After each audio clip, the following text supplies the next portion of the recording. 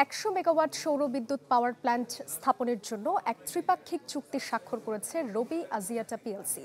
ফ্লোসোলার solutions limited ও green পাওয়ার এশিয়ার সাথে যৌথ বিনিয়োগে স্থাপিত হবে প্রকল্পটি, যেখানে সরকারের প্রস্তাবিত মার্চেন্ট পাওয়ার প্ল্যান্ট নীতির আওতায় দীর্ঘমেয়াদী চুক্তি ছাড়াই বিদ্যুৎ উৎপাদন ও বিক্রি করা যাবে।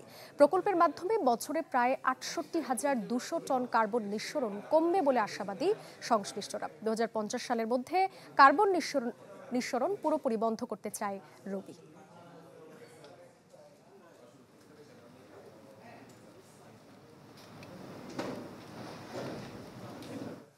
আমরা আগামী ৬ মাসের মধ্যে আশা করছি যে আমাদের ইনিশিয়াল কাজগুলো আমরা শেষ করতে পারবো। এরপরে অনুমতি সাপেক্ষে আরও ৩ মাসের মতন সময় লাগবে, যার মধ্যে আমরা হয়তো আমাদের এই সোলার প্যানেলটা আপনার এই পার্কটা এস্টাবলিশ করতে পারবো।